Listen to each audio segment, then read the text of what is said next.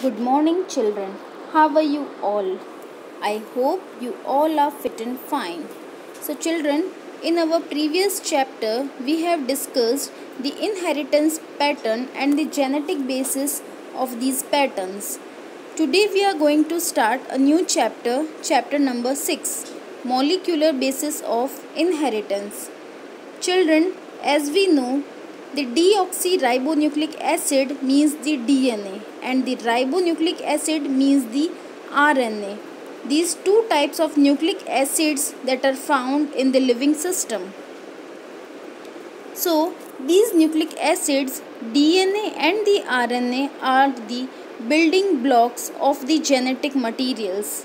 The DNA is the genetic material in most of the organism. RNA is the genetic material in some viruses and mostly the function of the RNA as the messengers. So children, what is the structure of the polynucleotide chain? First, the polynucleotides are the polymer of the nucleotides and the DNA and RNA are polynucleotides. So that we have to discuss about the polynucleotides. The polynucleotides are the polymers that are present in the DNA or RNA. So children, there is a phosphate group, carbon, hydrogen, you can see the nitrogen base pair and the sugar molecules. There are three components of the nucleotide. First is the nitrogen base. Second is the pentose sugar having the 5 carbon compound which is present ribose sugar in the RNA and deoxyribose sugar in the DNA, and one phosphate group is also present. So these groups you can see in this picture. So children, the nitrogen base pairs are mainly two types, the purines and the pyrimidines. First, the purines are divided into two categories, adenine and guanine, and the pyrimidines are divided into three categories, cytosine, thymine and uracil. Children, it is remember that thymine present only in the DNA, but the uracil only present in the RNA. This is the important point. And the nitrogenous basis is linked to the pentose sugar through a N-glycosidic linkage bond, so that form the nucleoside. So children, there are in the structure of the polynucleotide chain, nitrogen base are present, pentose sugar is present, phosphate group, and it is called the nucleotide, means the deoxyribonucleotide. And children, in the structure of the polynucleotide chain, in the RNA, each nucleotide has an additional OH group. OH means hydroxyl group at the second position of the ribose, and the two nucleotides are linked through the 3,5 phosphodiester bonds to form the nucleotide. When more nucleotides are linked to form the polynucleotides. Poly means more than one is called the poly, and dinucleotide means two nucleotides are joined together. So by the help of the phosphodiester bonds.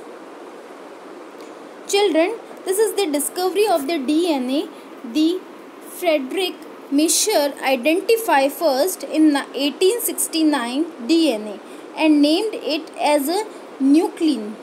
But the James Watson and the Francis Crick proposed the double helix model of the DNA, and also Watson and Crick got the Nobel Prize for their discovery. It was based on X-ray diffraction data that produced by the Maurice Wilkins and the Rosalind Franklin. So children, you can see these scientists in this picture. And the structure of the DNA, That is, DNA is made of two polynucleotide chains which are coiled in a right-handed fashion. The pitch of the helix is 3.4 nanometer, or we can say 34 angstrom, and the number of the base pair in each turn is 10, and the distance between the adjacent base pair is 0.34 nanometer, or we can say 3.4 angstrom. And the backbone of the DNA is formed of the sugar and the phosphate. The bases project inside and two chains have the anti-parallel polarity. The one chain has the polarity 5 to 3 and the other hand is 3 to 5. So there is a alternative polarity. And the bases in the two strands are paired through the hydrogen bonds, forming the base pairs adenine and thymine, cytosine and guanosine. The purines comes opposite to the pyrimidines. This generates the uniform distance between the two strands. So children, what is the Chargaff rules? The Chargaff rule says in the DNA the proportion of adenine is equal to thymine and the proportion of the guanine is equal to cytosine, so that we can write a equation that adenine plus guanine is equals to thymine plus cytosine, and the ratio of adenine, guanine and the thymine and cytosine is always 1. So it is very important rule. It is called the Chargaff's rule, which is given by Erwin Chargaff. So children, hope this topic is clear. Today you should revise this topic.